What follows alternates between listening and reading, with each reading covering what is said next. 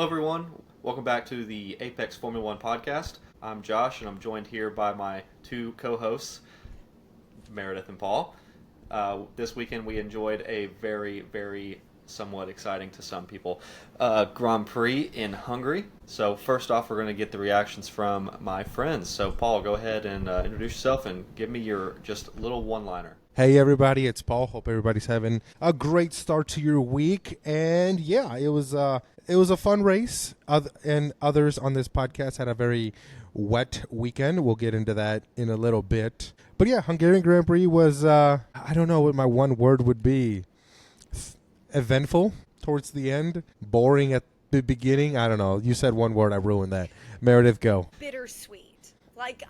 The 90s song from The Verve, Bittersweet Symphony, This Life is, that's the theme of my weekend. Because just, being a Ferrari and a McLaren fan has its perks. And this weekend was one where it was bittersweet and it worked out.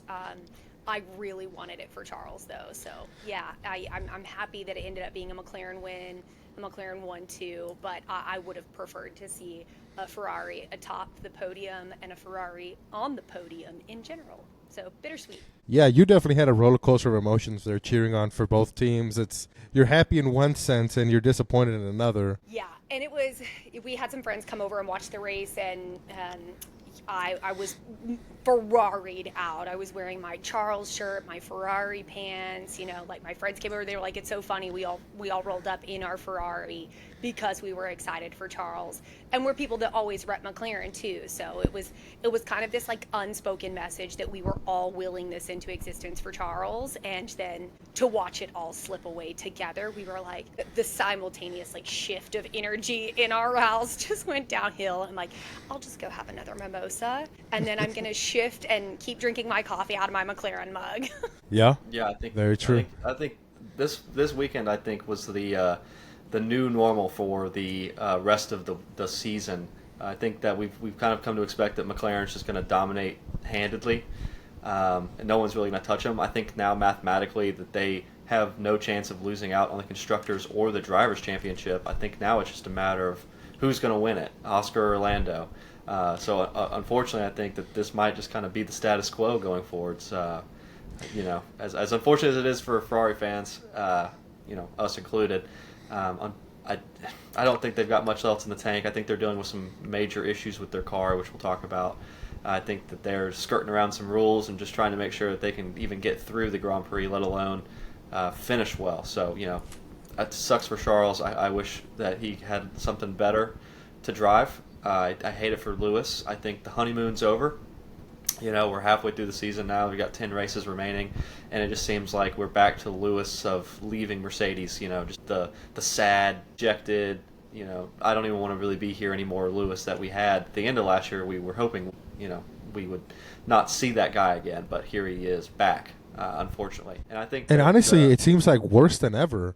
Yeah. I mean, I knew we saw a defeated Lewis in the last couple of years with Mercedes, but I have to say, and granted I haven't followed his whole career, just more towards the back end, he seems to be a lot more defeated than in previous years, which is just terrible to see and to hear.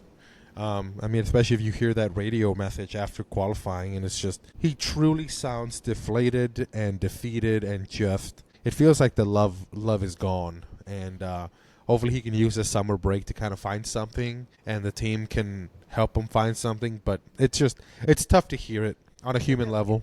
I think, Josh, you used the phrase, the honeymoon is over. And I think, sadly, what we've seen so far is that there wasn't even a honeymoon period.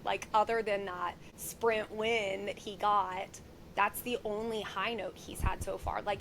He's scored points consistently in every race, and that's fantastic and exciting. But at the end of the day, when you're a high-performance athlete, real sweat, greatest of all time, most championships won, I think to have this kind of start to the season after what he was hoping would be a career-defining move in a positive light to Ferrari, I think it's just been heartbreaking, and especially from somebody who is such a mental health advocate, it's really hard to see him in this place. And I hope that in this summer break version 2, that if we know they're not going to bring any more upgrades for the car or anything. So I hope instead he can find some like inner peace and some like figure out what he needs to do to get his head in a better place to finish this season and figure out what needs to happen, because it's honestly hard to watch. I think the thing that stuck out to me the most was not even during the race. It was after the fact, with him not even attempting to go to the stewards to discuss the incident between him and Verstappen.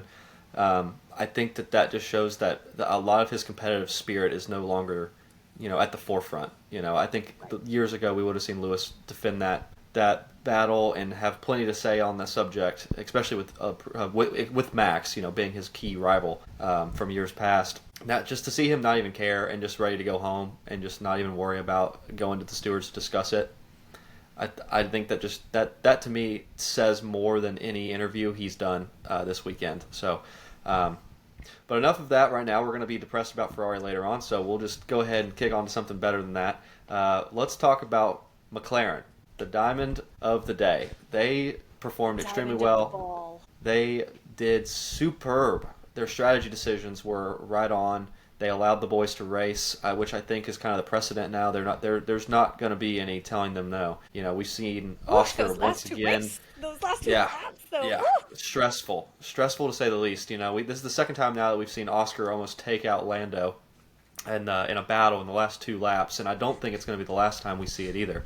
So, we got the 1-2 for McLaren once again. The McLaren domination of the season has been apparent, but it's been exciting to watch. It's probably fortunate that at least we have a battle for the championship, because without that, it wouldn't have a whole lot of competitive front edge on this season. So, what did you guys think of McLaren and the strategy decisions with Oscar and Lando there going on the one stop versus the two stop? To me, the cool part about McLaren is that they know they're so far in the lead out of everyone. They know nobody's going to catch them. It really gives them the freedom to do whatever the hell they want. Whatever strategy, they can just throw stuff at the wall and see what sticks. And you hear it on the radio. It's like, Lando, do you want to do this, or this? At this point, you can choose whatever you want, and we know we're going to finish 1-2. And I think that's what makes it fun.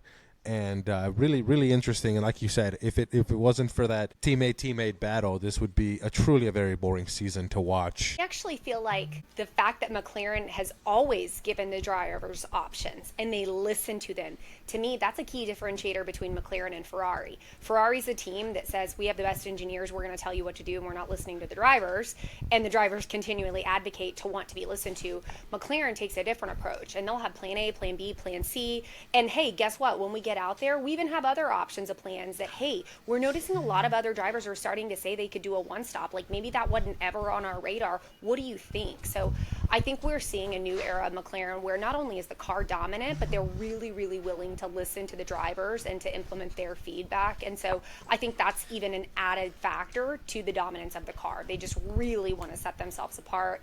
And I think that's been really exciting. I do think, though, this was the first weekend that I've seen Piastri lock up like that. Like, he hasn't had a lockup like that. He has been pretty flawless when it has come down to wheel-to-wheel racing against other drivers, especially against Lando. So it was interesting to see Piastri have that lockup. It's the first time where we're seeing him make an error, if you will.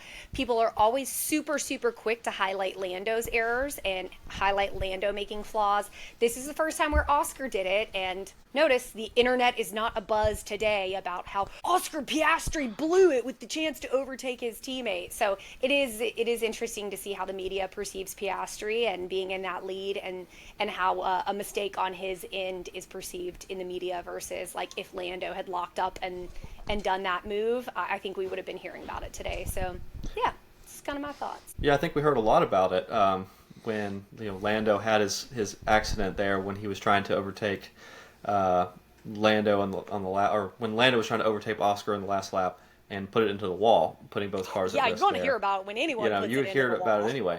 But what I was surprised by is we saw almost an identical incident in Austria between these two, yes, where Oscar locked up and almost took out Lando, and that was the only time that I've heard McLaren on the team radio saying like, hey, maybe let's take it down a little bit. Mm-hmm. But I think this was earlier in the season. This was before the kind of the mathematical prospect of another driver getting close. That's done now. We're not really worried about anybody else coming up to try to challenge the two McLaren boys. So I think they're much more keen to let them race, knowing that they've got 2 trophies in the bag. It's just a matter of who's going to take it. So I will be curious to see how they continue to race throughout the season. I think you're exactly right. We do not see a lot of Oscar doing anything negative in his races. He's very calm. He's collected. He does not make mistakes. But as the pressure builds and he's trying to either defend or take Lando for the Drivers' Championship, how many cracks will show in these, once again, these are young drivers. This is Oscar's 3rd season. So, how much pressure is he going to be under to try to hold on to his lead or try to, take over Oscar or take over Lando if he does have to later in the season.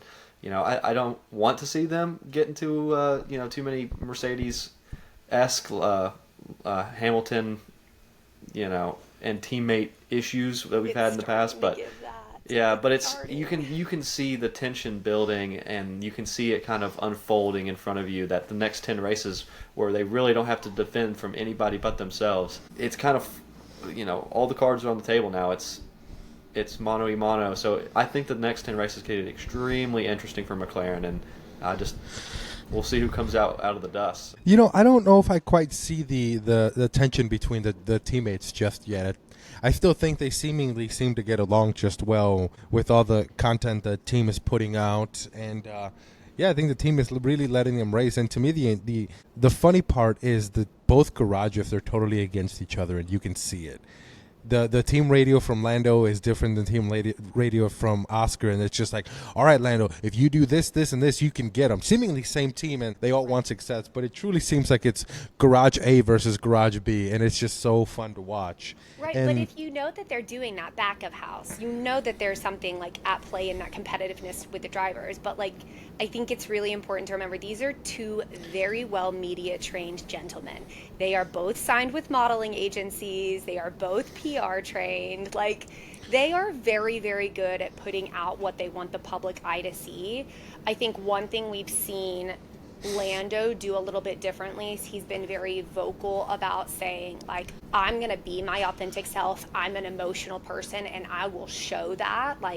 I will show that a little bit more, even if people don't like it. I know I should be more buttoned up. I'm just going to keep showing up as myself. I don't know if y'all saw the video of him after the race where they were like, what was going on inside your helmet on those last 2 laps? And he literally was like, ah! He literally did that. Oscar Piastri would never. That's just not who he is. He is a buttoned up PR angel. He's a PR person's dream. And Lando has enough knowledge. He's never pointed the finger at Oscar and said negative things about Oscar. He says negative things about himself. So I think that while we don't see it playing out in the media, it's because we have to remember they're very, very well managed by PR strategies, but it's definitely there, and it's starting to show. And I think Josh just mentioned a couple of the examples. We're seeing the cracks in the foundation where we're starting to see Oscar make some of those mistakes and errors. We'd be idiots to think it's not impacting them in some way, shape, or form. Paul, I got a question for you. Yeah, sorry, I was just looking at the gap is 9 points between Oscar in first and Lando in second. So one could make the argument that gap is already pretty close. But as this next 10 races happen, will tensions get higher? Will there be animosity? Will there be a lot more driving with their elbows out? And I can't wait. But what was the question? I have a question for you though, because I know we started that shared note in the app, and I noticed you were commenting about the start, about Lando's start. So what were your thoughts watching Lando have a really rough start, falling back several positions? Oscar had a pretty strong start. So Paul, what were your thoughts on the difference in their starts to where the team strategy played out to see how the podium ended up? What were your thoughts on kind of that progression? If we remember back to last year, Hungary's where everything really kind of went south for Lando, and it was that whole let Oscar through. Remember, we win as a team. So at the beginning of this one, and let's face it, Lando didn't have a great start. It was much of here we go again. He doesn't have great starts. He's got awful starts, and Lando will be the first to tell you he's a very emotional driver, and I think he lets emotions get the best of him. So for me, it was a lot of rolling my eyes, going, here we go again. So, but I was glad that through it all, he was able to get to the top and come out first. And I feel like it was a vindication for him. Like, yep, I got it. I can do this. And yeah, it was a fun watch. I guess I was honestly surprised. Like when Lando had that start, I mean, and he fell back down. He fell down to like 6th at one point, I think, right in that like first lap. He was like at 5th or 6th in that first lap. Because I think Fernando ended up passing him. Yeah. Oh, with ease. Fernando's start was amazing. George and Fernando, in my opinions, had the best starts at the top of that grid. That was insane. Like it was textbook form. Both of them just charged, clean, flew past everybody. But I guess I was kind of shocked. Like whenever I turn around to grab my coffee for a second and I turn around and I see an orange car that has like made it back up a few laps later, I was like, wait, I don't know. I guess it was kind of like a shift for me that in my mind, I was just like, okay, Oscar's for sure winning this one. I'm glad I predicted what I did. And then all of a sudden there, it was like we talked about that team radio of them giving them the option and like, Lando, do you want to stay out a little longer? Like we can pit and watch what other people do and then just see how these tires hold out. Like I thought that was a gamble and it paid off. Well, the other shocking part to me was in those first 10, 15 laps, how quick that Ferrari looked. I mean, Oscar couldn't even get close to Leclerc. And for me, it was like, holy crap, where did this pace come from? So those first couple laps were pretty shocking on all aspects. It was the Tifosi hope was rising.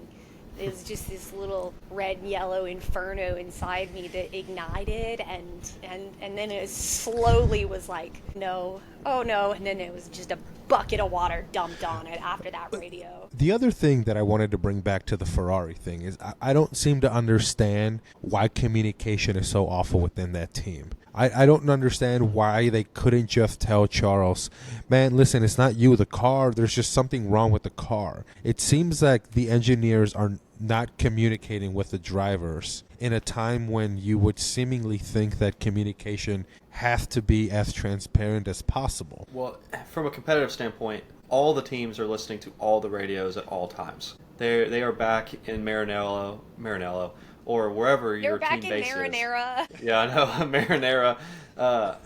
Honestly, they're back in Italy. They're listening to team radio. They know everybody's moves and what everybody's saying it when they're saying it. And so for a competitor, you do not want to go out on the air and say, yeah, man, sorry, the car just is broken.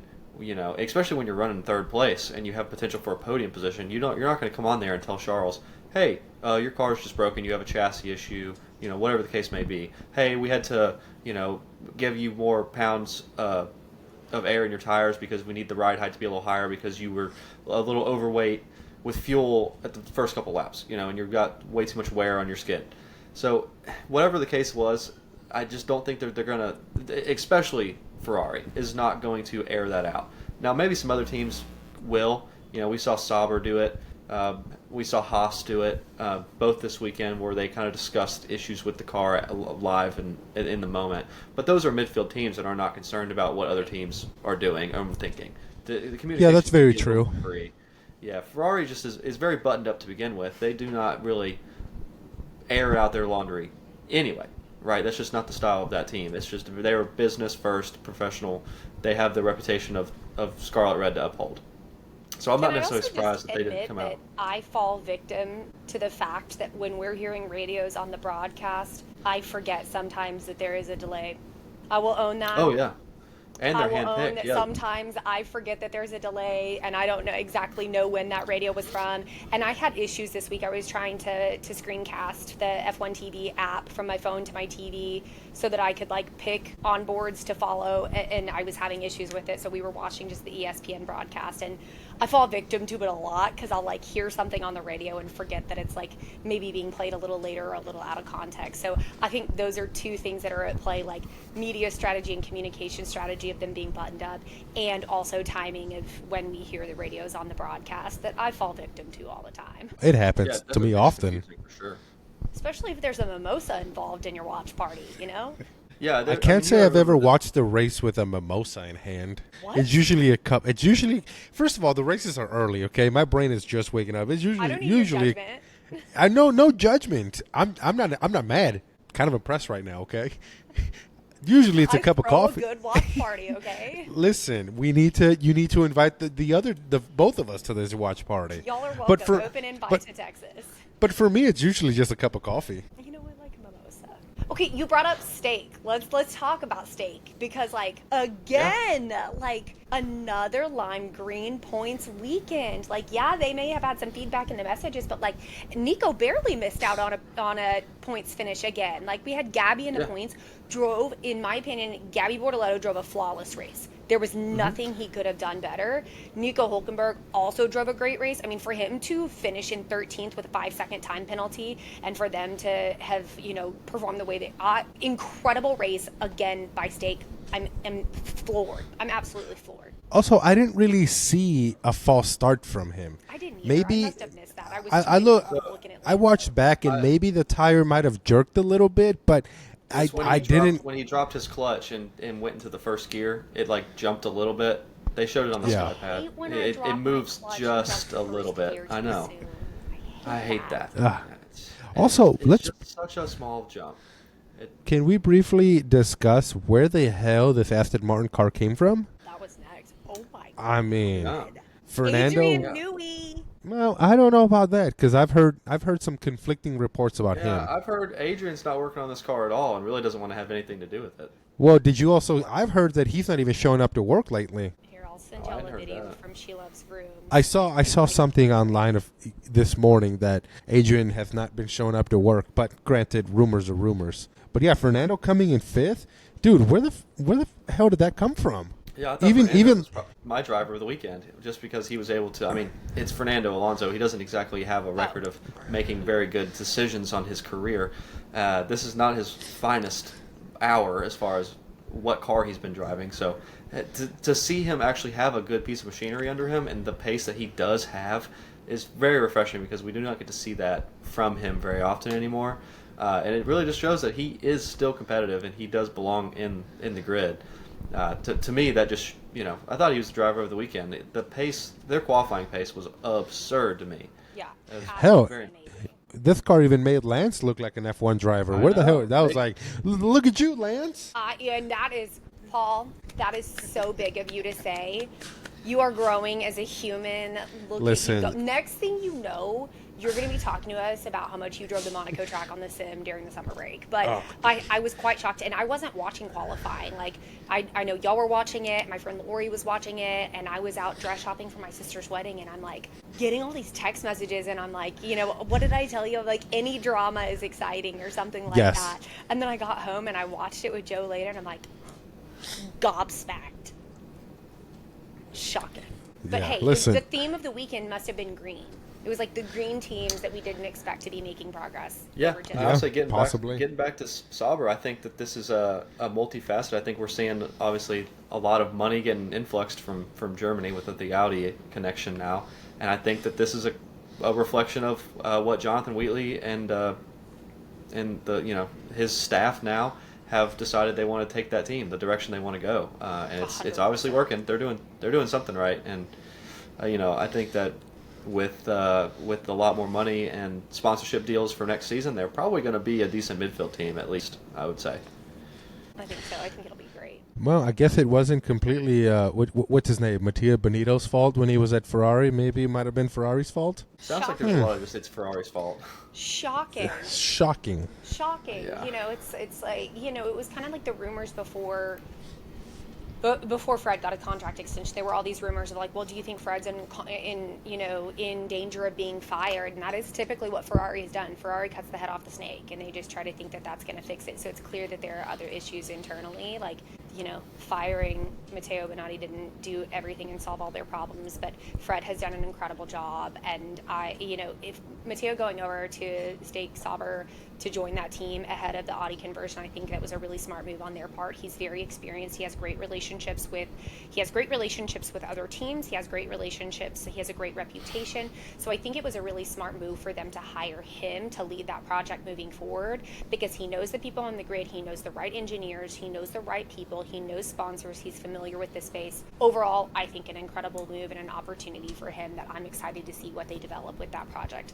I also think that the performance in the last 4-ish, 5-ish races for them is really, really, really critical, because we knew Nico was pretty much a done deal because of Audi and Nico being where he's from. But for Gabby Bortoleto, I think it's even more critical. He had a contract through 2026, but I think they would have been open to other options and looking at other driver options for that Audi pairing if somebody else would have blown them away on the grid. They would have been able to sign a performance clause, yada, yada, yada, keep you as a reserve driver. So I think these last few races have been extremely critical for Gabriel Bortoleto, and I've been very, very excited.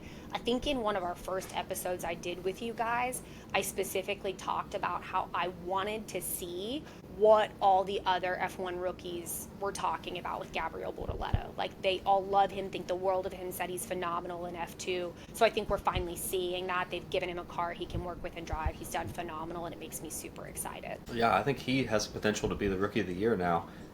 He's not exactly driving the fastest car out there, but yet he's been consistent over the last several races now, putting it into points positions with strong qualifyings. He's out-qualifying most of the other rookies on the grid with better, with worse. He's racing with worse machinery, but consistently placing better. It's pretty impressive to me, and I think that he's really kind of growing into the seat, and he's being more confident, and he's driving more confident. I really hope. I'm sure they'll pick him up for 26 now. I don't have too many ideas in my head of them branching out at this point. But I hope that they can give him a good car next year. At all now. They're finding something good. Yeah, they've gotten a groove. Question for you guys. What do we think about Liam placing above Matt? Shocking. But, that was purely Red Bull strategy, once again failing. I don't really understand why they didn't put him on a one-stop strategy. They saw that was working for every other team. But then they put him into they pit him a second time and put him into traffic, and that destroyed his race, which is surprising because he was at the first 30 laps of that race. He was picking up positions, he was getting into points positions, he was making good overtakes, he was racing hard. He was the only person I saw overtake into the chicane at, I think it's turn 15, which is a very ballsy place to make an overtake. It's a short braking zone that only somebody like Max and his aggressive style could really pull that off. Just good driving out of Max, and then to see him have to come in on that second stop, get put back into traffic, and then end up with dealing with back markers and the traffic. It was just, what a disaster of strategy for them. And they're not the only one. I saw Williams made the same mistake. Hungary, to me, the strategy, I didn't really understand the two-stop strategy to begin with. I saw the concern early with the degradation being higher than they thought, but as time went on, it seemed more likely that with the driver feedback that they were going to be able to extend those tires longer than the expected 18 laps. I don't know why more teams didn't just go for it and go for the one stop. I saw several races get ruined by just bad strategy. So I'm not really sure how that worked out for some and not others. You would think they were working with mostly the same data. So curious on that one. I thought Max got robbed of probably some points that he should have had.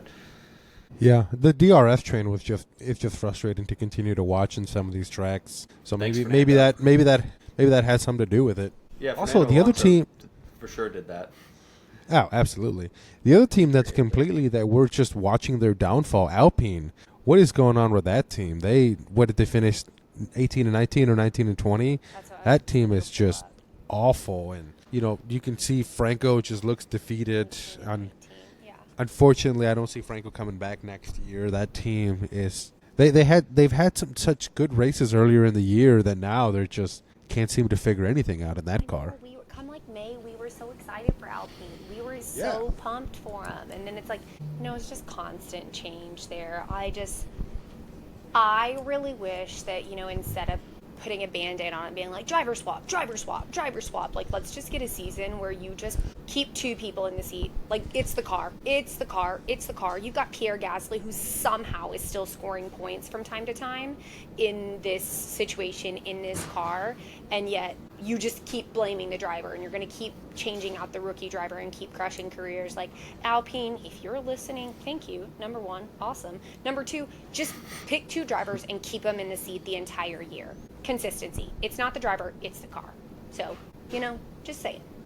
Maybe less wrecks, but it's the car. 100%. Yeah. That's when Christian Horner's going to come and save this team next year. No, I can't. We can't speak that into existence. We're not doing that. We're not going there. That would be a disaster. I don't think that would work out very well. That's two very powerful men that have a lot of flaws that do not need to be in a power vacuum together. That would just be a black hole over there. Power that'd be terrible. I love it. Yeah. So any other thoughts on this thrilling Hungary Grand Prix? I think Isaac Hajar, right outside the points. I think he's still one of those rookies that's just been pretty consistent. He's been in the points a lot or right by the points. I was excited to see him right up there just outside the points. I would have loved for both V-Carbs to be above Red Bull. I think that would have been phenomenal. But I just think Isaac is another one of those rookies that has just been consistently delivering and been doing well. So I'm an Isaac Hajar fan, and I'm loving watching him grow and develop. So really, really excited to see him continue on and grow. Yeah, I was like Haas, poor Haas. Ollie Behrman, they came out and said that he had, what was it, an issue with the rear, that he was losing a lot of downforce. Yeah. So he never really had a chance. But Haas has had a very rough string of races here, and a lot of them are not their fault. So yeah. I hate to see that from our American team. So that's unfortunate to see, Ollie not be able to compete at his highest level. I wanted to see him get 11th place again for the 5th time in a row. That would have been a great record to have. That would be a tough spot to sit in. Yeah, I'd be like, dang, you're always just right outside the points, huh? Just right there. Oh, almost had it. I always think back to that insurance commercial. Gotta be quicker than that. Gotta be quicker than that. Quite literally. Gotta be quicker than that. It's quite applicable. Well, y'all want me to do a recap based on our predictions? A little points recap? I mean, not really, but yeah. I actually think you do, Paul. Oh, boy. Honestly, I don't even remember what I picked. What did I pick? I know I picked Lewis. That's why you're about to be so excited for this. I picked Lewis in 3rd. That didn't happen. Hang on. Okay, so Josh picked Oscar winning, Lando 2nd, Charles 3rd, both Ferraris in the top 5. Big old goose egg for Josh. Yeah, bad weekend. Not good. Paul, you picked Lando winning, Oscar 2nd. Hell yeah, I did. 3rd, and a V-Carb in the points. Don't call it a comeback. So you got 3 points. Hell yeah. I had Oscar, Max, Lando, and I had Haas in points. So I also got a goose egg, which means we are tied at 10, 10, 10. This is it. Both of you losers. Oh, God, this feels wonderful. This is what winning feels like. I just want you to remember that you started off super strong, too. And you've been a cold spell. So you watch out for what happens come Zandvoort. Listen, it's all about the laws. Peaks and valleys, baby. This game is stupid when I'm not winning, but I love it when I'm on top. I'm just excited that you're back in the game because you'll be invested again. Oh, 100%. Let's do this. Your idea. The fact that we got to wait 2.5 or 3 weeks for the next one sucks. Well, I know that we also had other racing on this weekend. Josh, you were going to watch the IMSA race. Tell us about that. Yes, Josh, please tell us about your weekend of watching IMSA racing. So I was going to watch IMSA, and I still plan on going back on Peacock and watching the replays. But more excitingly, for the wrong reasons completely, I was surprised with tickets to go to the baseball game at Bristol Motor Speedway. Are you a baseball fan though? Game. Yeah. Are you a baseball fan? Yeah, I'm a Braves fan. Okay. So God, you cheer for the wrong. You cheer for the wrong teams. So I just thought we were going to. My parents live in Knoxville, which is just an hour and a half, 2 hours from Bristol. So I figured we were just going there for the weekend to see my parents and hang out. And they ended up having this whole thing. My wife was in on it, and they had a whole thing planned where we were all going up. As me, my wife, sister, her husband, and my parents were all going up to watch the baseball game at Bristol. So, it's rain in the forecast, but it didn't look like it was going to be too bad. So I'll just go ahead and give the whole recap of the story, and then I'll let you get your guys' reactions at the end. I think that's probably the best way to do this because it's just a ride. So just bear with me. So we get up there, and it starts to rain a little bit on the walk into the stadium, to the racetrack. We get up there. There's a good-sized outside area that they've got cordoned off for like a fan zone. With a concert stage. Jake Owen was playing. He was pretty decent live. Or Tyler Owen, whichever it is. He was pretty decent live. I enjoyed listening to his music for a few minutes until I had to go to the bar and my wife had to go to the bathroom. So we found the one small bathroom area they had. They probably had maybe 50 to 60 porta potties for 85,000 people in this fan zone area. So needless to say, it wasn't exactly the cleanest environment I've ever been in. So they should have probably had another one or two of those sectioned off somewhere else that maybe could have supported the many people. So then we go over to the bar, and I paid $83 for 3 liquor drinks. And I was a little steep. Now, sure, granted, I'm aware that it's an event. You pay a little money when you go, places. But for a $26 vodka soda, I was kind of surprised, So better be stiff. It was, but I think that was because my bartender was hammered. She was probably drinking a little bit off the stock because she was teetering. So I don't think she was exactly measuring the pour. So I did have a stiff drink, so I'll give it that. So anyway, it's raining a little bit, not thinking much of it. We go inside into the building, find our seats. Actually, I didn't mind the seats where we had. We were in the outfield, but high enough up in the stadium where we could see the entire field and just except the center of the center field wall. So we just couldn't see right where the center field wall was, but you could see the rest of the outfield. You could see the entire infield and the batter. I saw people's comments saying that they were in places where they couldn't even see the batter's box. They couldn't even see the pitcher. So I don't think we nearly had the worst seats in the building. So pregame of the event was great. They had Tim McGraw playing the concert. They had Pitbull showed up for about 30 seconds. Kind of weird on that one. Because they build it. Well, they build exactly. Pit McGraw. They build it as a concert for 3 people. It was Jake Owen, Tim McGraw, and Pitbull. And so I thought 30 minutes each guy or whatever they were going to do. No, Pitbull just made an appearance, a chorus of a song. I watched it on TV, and it seemed out of place. Pitbull is from Miami. What is it? 305. What is he doing? Worldwide. What is he doing in a Cincinnati Reds Braves game or whoever the two teams played were? It seemed out of place. Well, I agree. He is Mr. Worldwide, so it wasn't a surprise to see him, somewhere else in the world. But we couldn't hear any of this because the speakers were only centrally located around the stage, which was down next to the field. There were no other speakers throughout the rest of the arena, which is pretty big build. It's a huge building, right? It's a Bristol seems small on TV, right? It's a short track. It's just it's a half mile? I think it's the fastest half mile. Is that what they bill it as? But it is a massive venue, right? It seats 160,000 people at max capacity. So it wasn't. You couldn't hear any of what was going on in this concert. So they do the national anthem. Really cool. Did a flyover with some fighter jets. Great. Fantastic stuff. It was really neat. They did a driver's parade, quote unquote, with all the baseball players. They had them in pickup trucks. They drove them around the whole circumference of the track. That was really cool to see. And then right before the first pitch, it started just piss pouring rain. So, we duck for cover and we go underneath the bleachers. They suspend the game, delayed the game. They tarp the field, And I think I saw a lot of people complaining about the weather. You can't control the weather. It's unfortunate that it did end up raining this game out at the end of after at 11 o'clock at night. But they ended up raining it out. The rain is not the issue here. I don't mind. Let's get to what the real issue was. So I've seen plenty of people complain about the rain and the delay and everything else, but that's not the problem. The problem is, and I didn't know all this at the time, but so when we went down for the rain delay, and this is the game starts at 7:20. This is 7:30.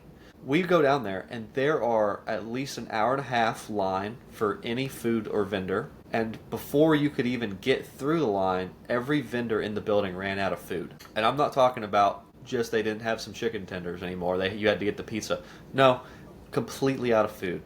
I saw them serving just ice cream. That's all they had left, and some were just ice cream, ice cream cones. I saw some people were getting just chips for the nachos, no cheese, no toppings, just a little boat of just chips. Now, mind you, people were paying full price for all this. By the way, they were buying the $20 nachos, but they were just getting a bowl of chips. So it was wild. They had beer. Never had to wait. I saw somebody got I saw somebody got a hot dog without a bun. Yeah, so apparently that, and that's what I did not know until today, as a matter of fact, when I started scrolling some more on X and Reddit. Before the game even started, so why we went to our seats, because I figured the lines were terribly long when we got into the building. So I thought, well, we'll go to our seats, and after the first pitch or the first inning, we'll come down and get food, just like you would do for a normal baseball game. That's usually my game plan, let the lines die out, and then I'll go down there. So apparently, right when the game was starting, people they ran out of hot dog buns. They were running out of the nacho stuff. So people were paying full price for hot dogs and nachos and everything else, and getting like half their stuff. Hot dogs without buns, nachos without toppings or dipping or whatever. It seemed drastically understaffed. Most of these concession stands only had maybe 2 or 3 employees working at them, and it very clearly was overwhelming the support for the concessions. I don't know who thought that they could have the amount of food they did on hand and not support 85,000 people. Which is surprising, because you would think for a Bristol race, there would be at least that many people. They know this kind of crowd. Right. This isn't like a venue that they don't have large events. Like we had the college football game there several years back, where they had a capacity of much larger than what we saw for this baseball game. And I didn't remember hearing any issues there, so I don't know what the problem was, but they were severely overwhelmed.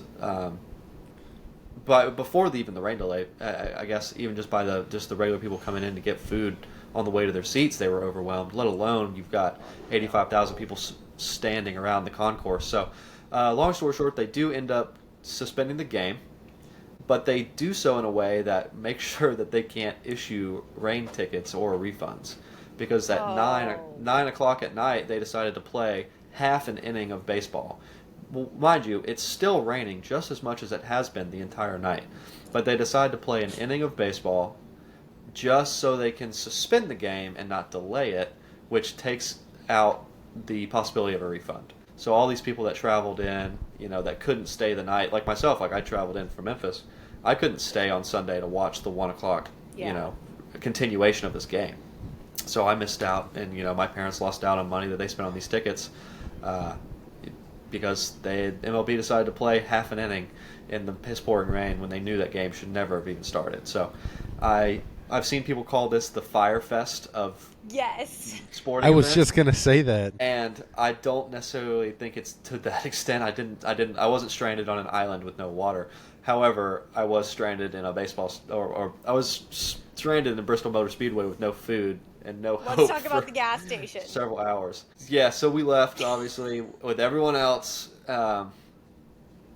disappointed, hungry, and we ended up going to the gas station. This is, mind you, this is midnight. This is 11:30 midnight at this point. Please show the picture. Restaurants are gone. It's going to go on the Instagram story as soon as we finish the podcast, because it relates to the next topic we're talking about. Perfect. Oh. So this is, mind you, it's late. So all the restaurants are closed. There might be a handful of fast food places open, but mind you, 85,000 people are all trying to leave the venue and then make their way to somewhere to eat, because no one's eating. And also just trying to exit the venue in general. Right, it's raining, Ubers. And there's really probably no Ubers in Bristol, to be honest. There's very limited. This was my sister and her mans walking 2 miles in the rain. I believe it. To be able to get their Uber that they pre-scheduled. They pre-scheduled an Uber. I was like, just go park. They've got, just park. They waited in the rain 2 miles down for their pre-scheduled Uber. Jesus, I did not know that. That's terrible. We almost got stuck in our parking. So if you don't know, Bristol is just kind of in the middle of nowhere in East Tennessee, and it's in the mountains. So a lot of the parking is just in church parking lots and grass lots, right? And so we ended up parking down in like a little valley, like a little small, 15-foot drop down into this little area, grassy area. Somebody got their Yukon stuck in a mud puddle down there, and we were trying to help push them out, but it didn't have 4-wheel drive or anything, and it was done. There was no getting that thing out. We were fortunate enough to be able to get out where we were at, but it was it was a mess all the way around. Dude, it's shocking too, because Bristol is an active track. NASCAR does races there all the time, so the event coordinators should expect, and I'm not a big NASCAR guy, so I don't know how many people end up going to those races.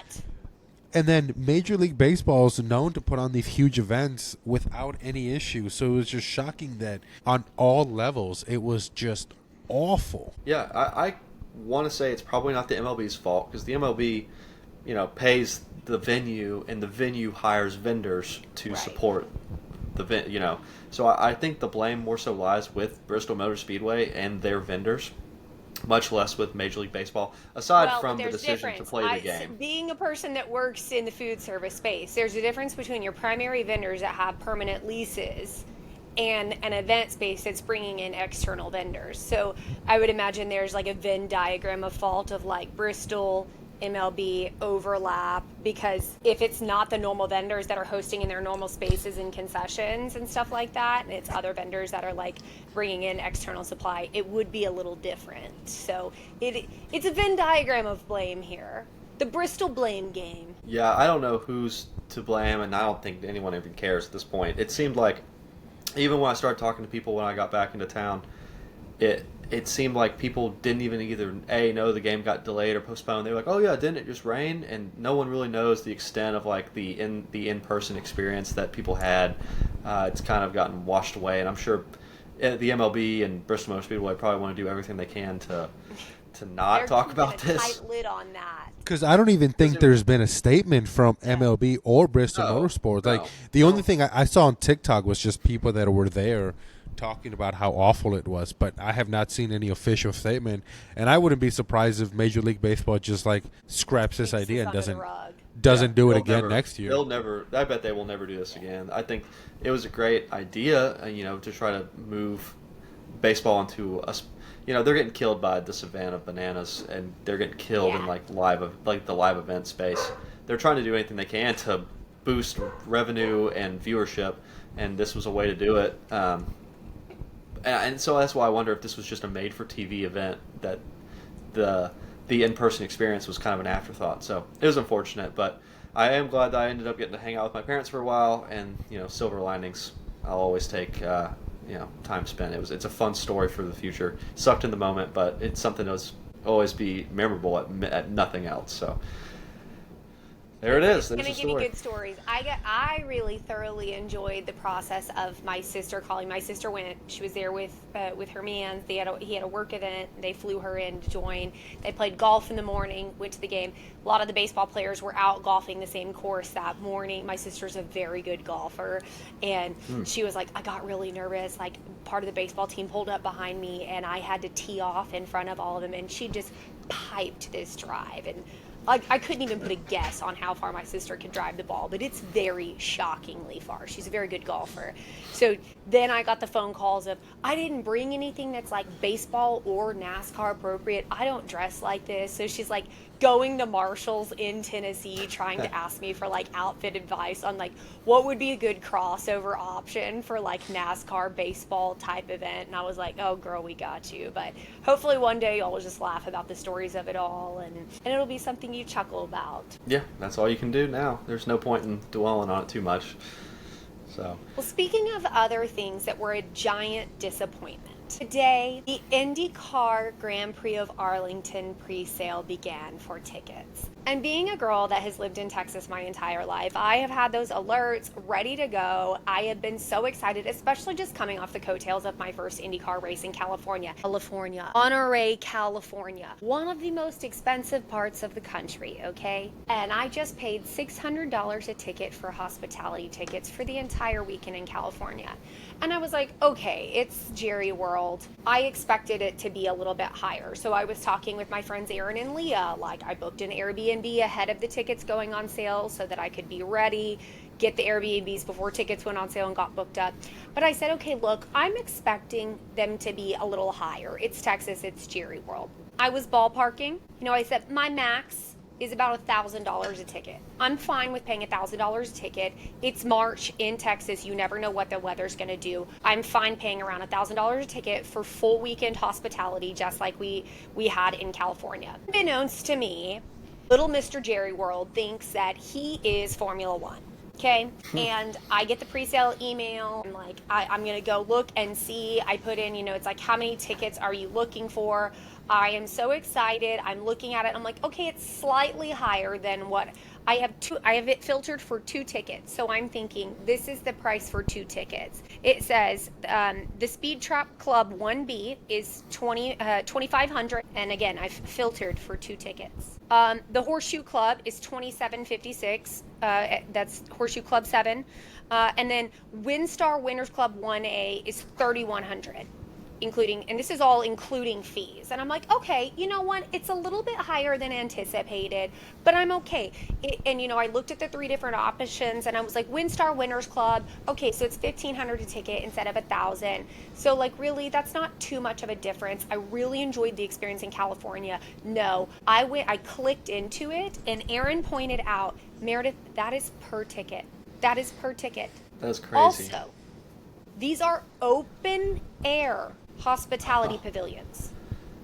March in Texas, you never know. It could be a beautiful 70-degree day. It could also be 30 degrees and blowing snow. And it was very, very, very clear, rain or shine it ends. So I'm very sad, very disappointed. I will not be doing hospitality. I'm definitely still going. But now I was like, okay, I got to research like grandstand tickets and see which ones I want to do.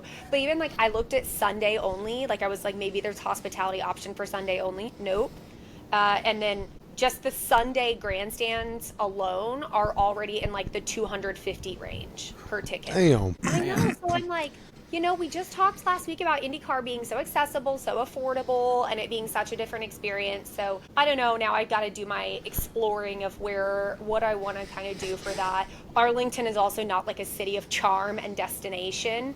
Like I've been to a million things up there. I work up there often. So now I'm back to the drawing board for my Arlington GP of putting myself on a budget for that. So with that, I will post to our Instagram story, the Apex F1 Pod, how I feel about IndyCar, GP Arlington hospitality ticket prices in general, and how Josh got to find himself at the concession stand. It is now live. You're welcome, and I'm sorry, Josh. That's right. But with that, I mean, did enjoy my Hot Pocket microwave. I'm not sure that's the picture honestly, that Meredith's going to post. Is flat. not at the gas station at midnight. I'm going to be honest. It was not my favorite Hot Pocket experience. I've never eaten a Hot Pocket any other way than microwaved. At the gas station. I've never had it at a gas station. Yeah, that was a first for me. Hey, there's a first for everything, I guess. It didn't even have the little crispy sleeve that you put on there. You just put the thing in there. They don't do the crispy sleeve anymore, Josh. This was a whole controversy. Our friend Gary that goes to races with us, his daughter Lauren, Hot Pocket connoisseur, they've quit putting the Hot Pocket sleeve with it. This is a Hot Pocket controversy. Hot Pocket Hot Takes 2025. They've quit putting it in there. You can now This podcast has gone off the rails. Why? What's wrong with the Hot Pocket sleeve? What happened to the crispy sleeve? I don't know. People are against them. The company's against them. They're trying to save money. I don't know what it is. I'm against Hot Pockets. This is where we boycott Hot Pockets. This is crap. I'm not eating any more Hot Pockets. I'll just be honest. My experience with Hot Pockets was not a solid one. Are you okay? This podcast is strictly a Crustable podcast only. We are purely Uncrustables, which, Paul, y'all are coming for Coda, so you need to know we love Uncrustables in this household. We rep them, we eat them. They will for sure be present at Coda. Absolutely. We love Uncrustables. Perfect. But if I may be the one to get this podcast... If I may be the one to get this podcast back on some sort of train tracks, IndyCar is back this weekend in Portland, so it'll be fun to see the gap between Pato or Alex and Pato is 121 points if I'm good at math. So 3 races to go. Hopefully Pato can have a good showing, and hopefully Alex can have an awful showing. Hopefully the car just blows up and he can't drive it. But not with him in it. No, not with him in it. It's just in the garage, just spontaneously combusts and he can't drive. Because at this point, I think that might be the only reason he loses it all. But I know. Here's how I know I am really talking about IndyCar and becoming an IndyCar fan, and especially Pato, because I'm starting to get targeted ads from Anthropologie for their beaded purse that has a duck on it. So I think that means I need to buy Pato merch. I need to know which ones. But it's like I have a hat problem, so I've got to figure out what Pato merch I wanna do. I wanna like find an Etsy shop that like is a cool little unique small business I can support. They do. So, Etsy does have some pretty interesting ones. Yeah, so if you're a lot of designs for women. drop your links, drop your Pato links. I want to rep it. But yes, so don't forget, everybody. Me and my brother will be at the Nashville race at the end of this month in August. Hopefully, you guys can stop by, say hi. I'll try to talk to people, and I cannot wait. Nashville was much more affordable than clearly the Arlington race will be. So super pumped. Well, and Paul, as of this morning, Yep. I confirmed, like, our order's confirmed, and we'll be shipping out this week. Paul is going to be at the IndyCar race in Nashville, and he will have some stickers. So we will have stickers for our podcast with our logo on there, with our QR code, with links to our social media and our podcast as well. So Paul will be handing out some stickers at the podcast. Yes, and then for the podcast at the race. yes, so I will make sure to. Rosé got straight to my head. That's all right. It happens. So I'll make sure to post where I'll be, what section I'll be. And then my brother and I also have paddock passes, so we'll be walking the pit lane and hopefully getting as much content as humanly possible. So please stop, say hi, take a picture. I would be more than willing to just talk to anybody that wants to chat. I think our last topic we have is the F1 summer break clarification. Yes, so that's on me. We all thought that. That's on everyone. That's Fair on enough. everyone. That's on every creator that I've seen has said the same It's on thing. F1. I think we're all confused. This So one's I on wanna- the F1 calendar 2025. So let's do some clarification on this one. We thought the last, 2.5, 3 week break was a Yeah, summer 3-week break. It was not. That It was in just the summer, pre-warm. and it was a break. Yeah, it was the We were pre-warm on to. a break. We are officially now on the F1 summer break. So with that being said, yes, big quotations. With that being said, as we saw the last break, F1 always loves to have some sort of headlines because they want to stay relevant as humanly possible. With firing of Christian Horner, what do we think Take Two is going to be in the headlines for this now current summer break? Josh, what do you think? I'm going to go once again. Cadillac has to set their driver lineup. It's got to be now. You got to have time to build this while the Formula One season is still going on. It cannot be something that you do like in December and go, oh yeah, hey, by the way, in January we're going to test cars and these two guys are probably going to be the drivers. Like, it's got to be done now. So just go ahead and tell me that it's going to be Checo and Bottas, and let's move on. So that's going to be my prediction. Let's get the driver lineup set up for Cadillac. Listen, I said that last time. Checo is going Cadillac, and I'm sticking with it. Like Josh said, we have 10 races left to go. They have to start getting the ball rolling. They have to get the PR, the merch, everything out. I've Also- been so much Hilfiger merch. I'm Also- fully committed. So I'm Spanish speaking, so I follow Latin American F1 content. In Mexico, there is a bootleg side of merch with Cadillac and Checo stuff on it. So I was like, yo, do they know something we don't know? Okay, I think some people know something we don't know, because also Hollister, Abercrombie, I can't remember which one it was. It's like Hollister and Abercrombie, I think they're all like owned by the same parent company, are promoting Cadillac soccer jerseys. So it's I went to look at the price, it was like asininely high, but they're promoting these black and white jerseys, which they do the same for McLaren, and I have the McLaren one for Oscar Piastri, and they are promoting Cadillac soccer jerseys. So I'm like, it's coming, Yeah, because the next so- iteration will be that soccer jersey with the team names on them. Yeah. It has to. Meredith, what do you think? What do you think we're going to see in these next 3 weeks? I wrote it Yeah. earlier. Cadillac It has to making be. announcements. It's got to be. It's got to happen. I'm ready. I'm psyched. Joe is all in. He said it again yesterday to our friends that came to watch the race with us. He's all in on Cadillac next year. I'm super excited. Cadillac, please make the announcement. We're ready. Yeah. We're ready to be invested. Yeah, much like Josh's thing, it has to happen. Yeah. I don't want to say they are, but it's starting to get to the point where they're kind of running out of time. There was a social media post. I did see a social media post within the last week or so. So it was there's something. It's brewing. So fingers crossed. Oh yeah. Well, we got 3 weeks till Zandvoort. 3 weeks till Zandvoort. We do have Yeah. we've got some really crazy races between the not Formula One. So even though we are on our second break for Formula One. We've got some really good stuff. You've got to watch the IMSA race. We've got IndyCar. Again, a plug for NASCAR. Y'all, we watched the NASCAR race yesterday, and it was just insane. We had to leave with like 30 laps to go to our tee time, and it was just absolutely wild. Congratulations to William Byron, incredible driving. So if you're not watching NASCAR, we are getting right to the last couple of races before we get to the playoffs. So watch NASCAR. Things are brewing. It's getting pretty crazy up in there too. So we will still have racing updates to do. Absolutely. Any closing comments? Does anybody have anything else? No. Nope. Don't forget, everybody, please follow us on our social medias. It's all posted on the link should be posted everywhere. Please engage, ask questions, comment on anything. We are always willing to talk to our fans. However, many or few of you are out there, so please engage with us, get our numbers up, like, subscribe, and rate us. Josh, you Anybody can got close anything us else? out. Yeah. No, I was supposed to wait to see if anybody had anything else. No. No, I was like, okay, All right, go well. for it, Josh. Well, we've got just a couple short weeks, hopefully. That'll fly by before we get back into Formula One. I'll watch the IMSA stuff this week. I promise I will actually watch it. Get caught up because I did see some highlights. I haven't seen the results, but I did see some highlights. So I am excited because I did see some good racing going on. Yeah, well, don't tell me because I do want to go in there and look and watch it myself. So I'm gonna watch it. We'll be back next Monday, I'm sure, to discuss this weekend's races. We got a couple going on at IndyCar, NASCAR, the IMSA from this last week. We'll touch on that as well. And maybe we'll have some crazy summer events in Formula One happen that we got to get in here and talk about. Hopefully we got some driver lineups.